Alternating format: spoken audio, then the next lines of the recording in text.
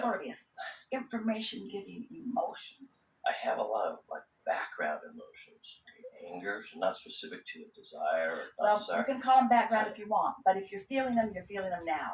And so they are right now in the moment meter that is giving you feedback about the relationship between right now thought and right now source's thought. The thought that source has about what you're thinking about right now and your vibration about what you're thinking about right now.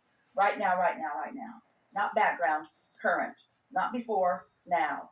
Not irrelevant, relevant. So subject to subject, person to person. I just get, if it gets triggers, almost like an addiction. It's like I get an angry response. I was like, why did I do that? Well, there's a little momentum with that. Sometimes you're sort of on the edge of that. You've been sort of boiling there for a little while. In other words, that's where you are. Remember, law of attraction is making whatever is more, more, more, more, more, more, more. And so there you are, and there's a little more, and there you are, and there's a little more. And there's always that tipping point of where the vibration gets strong enough that now fists are flying. We're exaggerating slightly. So, okay. So, like, when I'm feeling that, do I just think of something happy? I mean, I don't know how to come back. When you're feeling that, that's sort of like the story that we like to tell is about San Francisco streets. Esther remembers the first time she came to one of those hills. So we say, park your car on the top of the hill, take the car out of gear, put it in neutral, take the parking brake off, and then just nudge it a little from behind and watch what happens. Well, if you come to your senses right away, you can step out in front of it and stop it. But if you're at the bottom of the hill trying to stop it, you're in trouble. And your emotions are the same way. Any momentum is the same way. If you can catch it early, you can stop it by thinking another thought. But often, if you haven't yet decided that your emotions really matter, and you haven't yet decided that you care about how you feel, and you're not yet quite determined that you're going to have closure on things that are going in a direction that you don't want them to go, then chances are, sure thing, you're going to get momentum going, and then the momentum must have its way with you. You just can't stop that momentum. And so usually it's better to just laugh about it if you can and say, oh, this is just going to have to play out. Have you ever known anyone who had a bad temper and you see it coming and you know it's coming and there's not much you're going to do about it? You can't lay low because they'll come and find you. And so it just sort of has to explode and happen, and then it'll pass. I see that with myself. I know it's coming. It's like, dude, stop. I mean. So what you want to do, you want to know it's coming before you know it's coming. You want to sense it coming. You want to catch it at the earlier subtle stages. And so you want to be proactive, not reactive. If the momentum is already going and now you're trying to react to your momentum by stopping it, you're just going to add fuel to the fire. It makes you feel defensive. It makes you feel justified. It makes you want to blame others about it. So you want to catch it earlier. What we mean by that is when you sleep at night and you withdraw your consciousness from this time-space reality, your momentum absolutely subsides. So you give your point of attraction a rest. So when you put yourself in your bed, say to yourself, while I'm asleep, my momentum is going to subside, and in the morning, I can start it wherever I want to. Well, in the first day, you're not going to start it much differently than where it was before because there's that residual stuff that's happening. But with enough mornings of recognizing that this is a new day and that I want to feel good, and this is a new day and I want to feel good. When Esther started playing this game at first, she didn't even make it to breakfast before she was off on some thought that took her where she did not want to go. But after a while, you gain control of your thoughts and emotions by catching it early in the day. And that's not to say that something, you want to live in the real world, you want to be out there where things are going on. We don't want you to need to hide yourself away from anything that could potentially happen. But that's what we are calling this step 5 living. In other words, so step 1 is you're asking, and step 2 is source is answering, and step 3 is you get in the receptive mode, and step 4 is you get really good at it so that you're consistently there. And then step 5 is you stop beating up on yourself for negative emotion. You see it as a tool. You see it as something that is helpful. You stay removed from the judgment about it. You can see things that you don't want without going into a negative emotion place. That's what we mean to say. And step 5 is you don't have negative emotion when you're looking at unwanted things because you understand it puts it in perspective. It sort of makes everything relative. It's like nothing is that big a deal. Nothing is worth losing your connection over. Esther sort of stumbled across this when she began writing with Jerry, who is non-physically focused now. So often, several days a week, she will sit and just talk to him about the state of affairs, about what's going on with the houses or what's going on with the grandchildren or what's going on. And she knows he knows. She knows that she doesn't need to explain it to him, but she likes to have these conversations with him. And what she noticed right away is that she can hear him very clearly. She can feel the fullness of him. She can feel the power of his words, and she can feel his personality coming forth within it. She can feel his humor and attention. But what she began to notice is that not one time ever, did he sympathize or empathize with any problem that she was having. He somehow has the ability now to look right at the same problem that she's looking at in an emotionally detached state. Because the problem is like a choice. It's like something not to be chosen, but it's not something to be pushed against. Hear that distinction. Non-physical looks at what you call problems as choices not to be chosen, but not as issues to be pushed against. That's the greatest distinction. That's what you figure out when you're doing what we are now calling, someone begged us to do it and we went along and we think it's a good idea, into step 5, is that when you consistently know how you want to feel and are pretty good at staying there, and now not only do you not freak out when you see something that you don't want, you embrace it, you accept it as an important step 1 experience. Because problems are what create solutions. And without that, there is no expansion. And when you are eternal, like you are and like we are, that matters a lot. You want something that promotes the eternalness of the universe, don't you? But you want everything that you don't want to take you to your knees. We see you, you say, oh, I want to be a deliberate creator. I think I want to be a deliberate creator. Ooh, I get what I think about. Ooh, I don't know. I don't want to be a deliberate creator. Cancel. Try to suck it back before law of attraction gets hold of it. We don't want you to feel like you have to suck anything back. Just let it be what it is and adjust yourself to it. It's all right to look at something that you do not want. We don't want you to do focus wheels until you enjoy eating worms. It's all right not to want to eat worms. It's all right to choose what you want to eat instead of that. It's all right.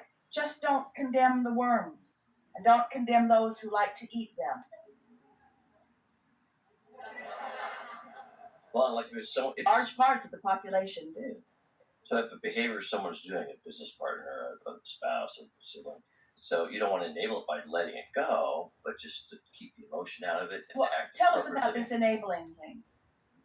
Also, if someone does something that's they're being mean to me again for no reason, they're cheating, on me. I mean, business-wise or something. So that's not right. But so I get angry about it. It's okay. I don't want the anger, but I can't just let that go, right? It's like that's not appropriate behavior. You shouldn't do that.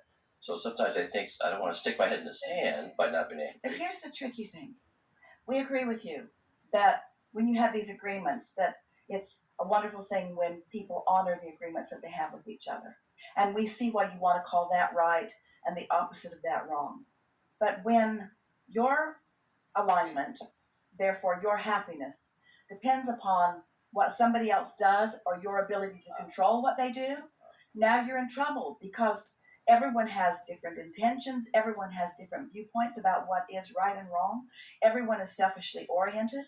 You spend so much time hopelessly trying to get someone else to be some way that you think they need to be in order for you to feel better, when all along you have the capacity to line up with Source and stand as Source does, not choosing that, but not pushing against it either. Can you feel the distinction?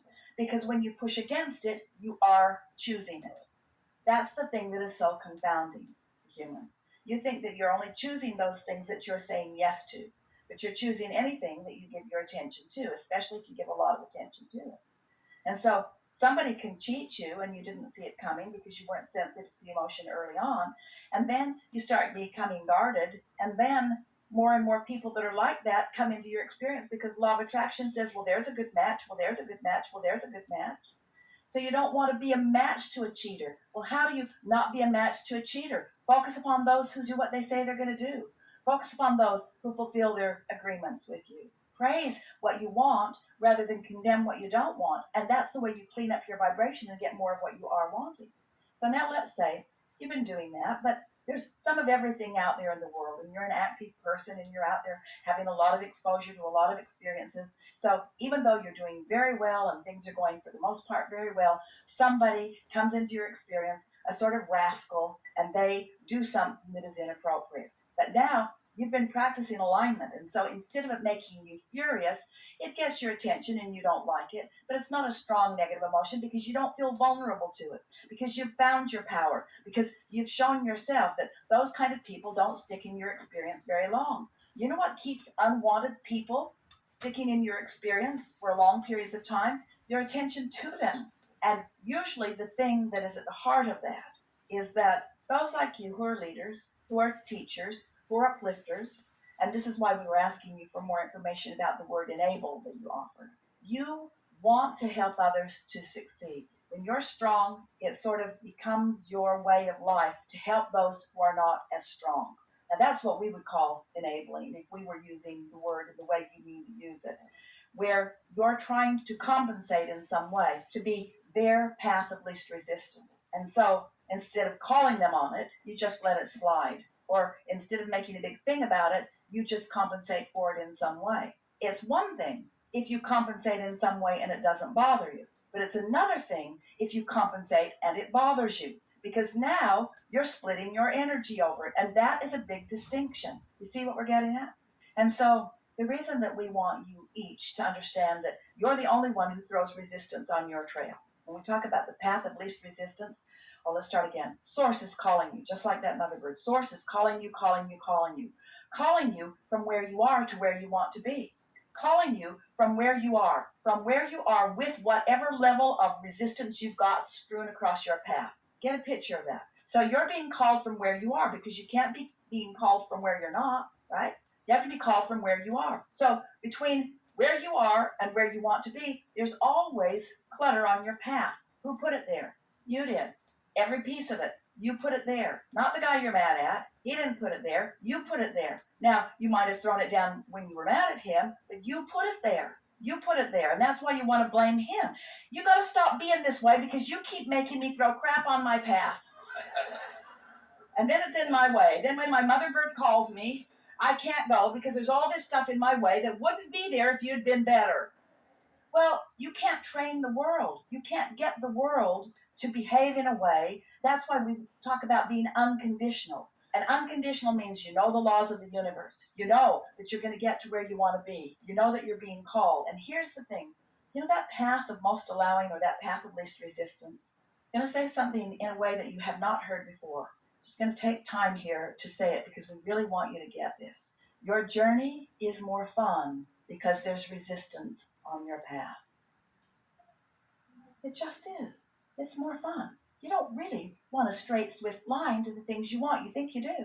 You think you do. But it's so much more interesting to figure it out as you go, to solve the resistance, to be hands-on creator, to be molding the clay, to get better and better at this, to see the results that you get. Think about it. If you were mentoring your child, Esther remembers cooking an early Thanksgiving dinner with Tracy, who was about 14 at the time. And she wasn't chopping fast enough, and she wasn't putting the butter in the butter mold fast enough, and she wasn't wiping the silverware fast enough. And Esther just kept coming up behind her and doing a little bit of whatever it was she was doing to try to hurry it along. And finally, Tracy just put the knife down and looked at her mother and said, "I'm going to play." She went into another room. It was no fun to play with her mother. She couldn't get it right. Everything that she was trying to do, she couldn't be fast enough. Ooh, what an important thing for Esther to realize. In other words, she wasn't giving her an opportunity to succeed. She wasn't giving her an opportunity. The universe is giving you all of the opportunities to find your way, to get better at this and to get better at this and to get better at this, to satisfy yourself, to show yourself, to feel the self-satisfaction of figuring that out and doing it a little differently, because the universe will respond to whatever you've figured out. Say it again. The universe is responding to whatever you've figured out. So the universe is giving you this constant, wonderful mentoring feedback about where you are in relationship to everything you want with no judgment whatsoever. It's like, here's where you want to be and here's where you are. Come on, let's have fun with this. Come on, let's have fun with this. So those rascals that you want to call rascals because they seem uncooperative and they feel like they're causing you to feel negative emotion, they are actually your best teachers and